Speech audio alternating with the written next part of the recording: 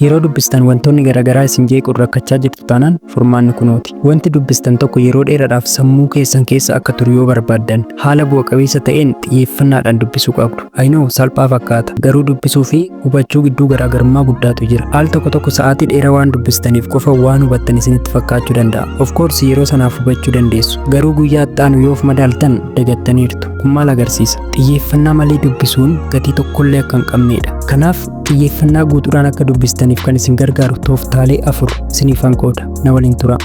Tokkoffaan wantoota isin jeeqan dhabamsiisudha. Dhugaa dubbachuuf barattoonni baay'ee fokas gochuu kan dadhaban dandeettii baay'ee waan hin qabneef osoo hin taane wantoonni yaada isaanii jeeqan baay'ee waan ta'eef osoo hin beeknis osoo beeknus wantoonni sammuu keenya jeeqan baay'eetu jiru. Isaan kanneen hanga hin dhabamsiisnetti xiyyeeffannaadhaan dubbisuu wanti jedhamu hin jiru. Fakkeenyaaf iddoon itti dubbistan xiyyeeffannaadhaan akka dubbistaniif gahee guddaa qabu. Iddoo qulqulluu ta'etti qo'achuun waca garaagaraa hiriyoota keessan ijoollee yookaan maatii biratti ni jeeqamtu yoo ta'e isaan irraa fagaachuun laayibirarii yookaan iddoo firii ta'e deemtanii dubbisuu yookaan achumatti haala mijeeffachuun dubbisuudha. Akkasumas sagaleen dhabamullee iddoo namoonni irra deddeeman irra teessanii dubbisuu dhiisuun xiyyeeffannaadhaan dubbisuuf baay'ee isin gargaara. Inni biraa yeroo dubbistan notifikashinii sooshaal miidiyaa garaagaraa irraa fagaachuun dirqama. Fakkeenyaaf chaat gochaa dubbisuu, tiktaakii, instaagiraamii yookaan FB ilaalaa dubbisuun xiyyeeffannaa keessan sirrumatti jeequu danda'a. Sababni isaa maal seetan sammuun keenya kam seefii godhee kamimmoo akka dhiisu ni rakkata waan ta'eef keessattuu galgala yeroo dubbistan akka isaaniin jedhutti sooshaal miidiyaa ni fayyadamtu yoo ta'e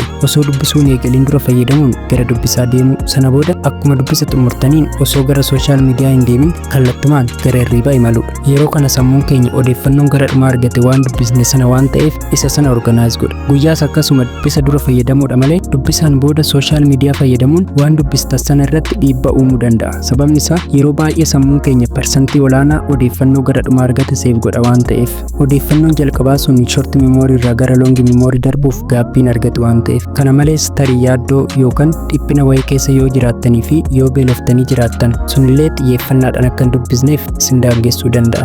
Lammaffaan fedhii dubbisaa qabaachuudha. Al tokko ammoo koorsiin isin barattan sun nuffisiisa wayii ta'uu danda'a. Itti dabalees ammoo barsiisaan keessan haala isiniif galuun isin hin barsiisu taanaan dhugaa qabdu. Dhugumatti dubbisuu nama jibbisiisa. Garuu falli biraa wayii jira dubbisuma qabdu. Haala kamiin kan jedhuuf ammoo dursa fedhii dubbisaa qabaachuu. Koorsii sun hagamillee dubbisaaf nuffisiisaa ta'ullee tooftaa koorsii sana ittiin hubattan argachuuf fedhii dubbisaa qabaachuun dirqama. Fedhii ni qabdu taanaan akkuma beekamu YouTube irraa viidiyoo gosa barnoota barbaadan kamiyyuu argachuu dandeessu. Dabalataan ammoo ChatGPT yookaan Deepseek fayyadamuun koorsii kamiyyuu haala hawwataa ta'een qo'achuu dandeessu. Haala Deepseek fayyadamuun qo'achuu dandeessan viidiyoo kana dura isiniif hojjedheen ture. Yoo hin ilaalin liinkii isaa diskiripshinii jalaa ni argattu. Kanaaf yeroo dubbistan fedhii malee akka namni wayii duuba isin dhiibaa jiruutti hin dubbisina. Fedhii keessa keessaniitiin dubbisa. Yeroo sana xiyyeeffannaadhaan waan dubbistaniif sirriitti hubattu. Akkasumas daftanii hin dagattan. Yoo sana hin ta'in garuu wanti sammuun keenya dhiibbaadhaan yookaan fedhii isaa malee dalagu hanga nuti barbaannu hin milkeessu.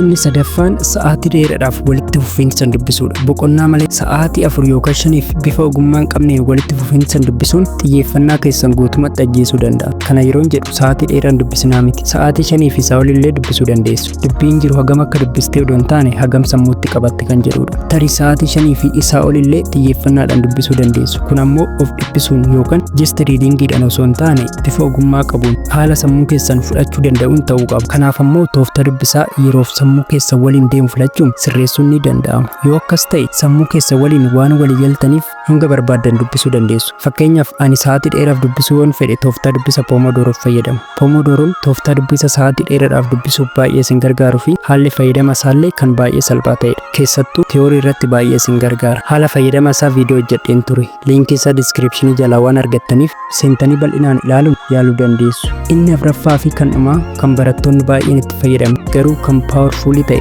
meditationidha. Isa kana namoonni baay'een itti fayyadaman garuu sammuu keessan qulqulleessuuf kan baay'ee barbaachisaa ta'e meditationidha. Dubbisa osoo eegaliin dura daqiiqaa 1 haga 2 guunne fayyadamuun kadhannaa gabaabaa taasisuu, hafuura dheeraa baafachuu fi yaada keessan tasgabbeessuu qabdu. Kun ammoo istiresii dhabamsiisuuf, xiyyeeffannaa keessan dabaluu fi nageenya sammuu keessanii sirreessuuf baay'ee isin gargaara. Yeroo kana sammuun keessan sirriitti dubbisaaf qophaa'a. Kanaaf qabxiilee kanaafran konsistaantilii hojiirra oolchinaan xiyyeeffannaadhaan dubbisuun bu'aa keessan jijjiiruu dandeessu. Sagantaan har'aaf qabadhe kana fakkaata. Yoo isinitti tole viidiyoo laayikii, namoonni chaanala kanaaf haaraa taatan ammoo sabiskiraayib gochuun maatii ta'uu dandeessu. Yaada yookaan wanti gaafii isinitti ta'e yoo jiraate koomentii irra naaf kaa'a. Sagantaa itti aanu hanga deebi'utti nagaan naaf tura.